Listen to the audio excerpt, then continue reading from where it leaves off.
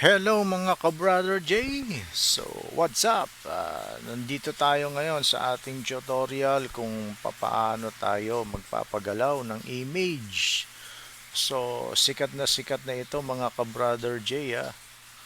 Kasi, kung makikita nyo po sa mga social media, Facebook, TikTok, YouTube, so napaka popular na po itong image creation na yun, pinapagalaw nila yung image, pinapost sa Facebook, sa social media, YouTube, TikTok, Instagram at kahit ano pa. So napakasimple lang naman gawin nun. So ito yung mga step. Una, pupunta tayo sa digen.ai/explore.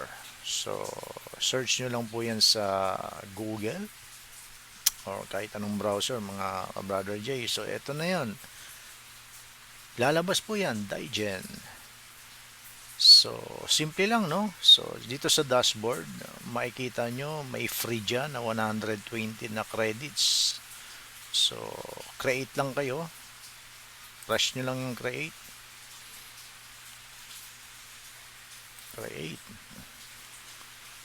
Okay, so mga ka-brother J, kapag na-press nyo na yung dashboard na create, so dito na yan, ito na ang lalabas. And then i-upload nyo lang yung naka-ready nyo na photos. So halimbawa nasa desktop siya, halimbawa ito for example, picture ng isang men.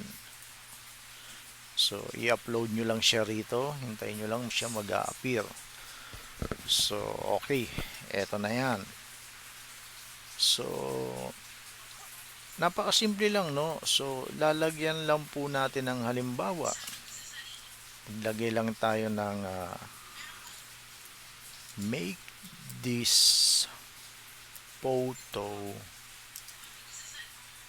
of a man smiling. Ayan, ganyan lang. So depende sa kung anong gusto nyong 5 seconds, 10 seconds. So ito ay free lang naman kasi ito si Digen. So meron siyang 5 seconds at may option siya na 10 seconds. So itry lang natin tong 5 seconds. Pindutin lang natin itong generate. So ito yung sample natin, make this photo of a man smiling. So tignan natin. So press generate.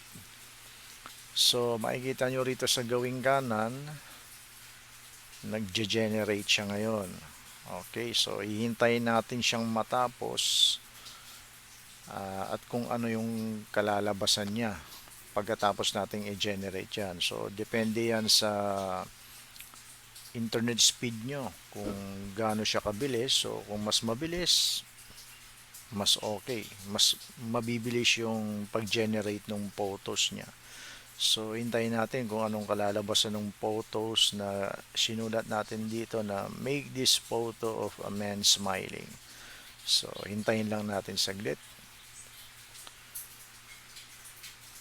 Okay, so mga ka-brother J, after na ma-generate, ito na ang lalabas. So naka-smile na siya. So try nating i-play. Makikita nyo sa gawing kanan. Okay, so nag-smile na siya. 'Di ba? Nag-smile na siya. So ganun lang kasimple.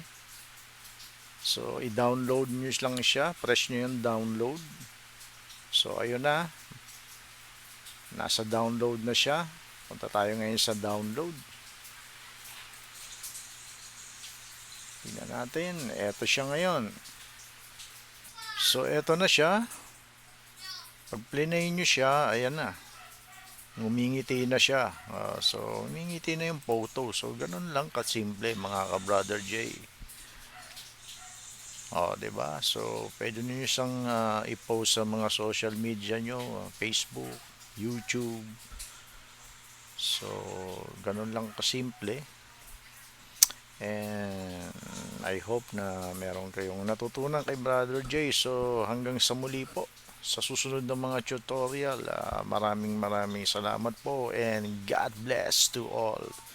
Thank you.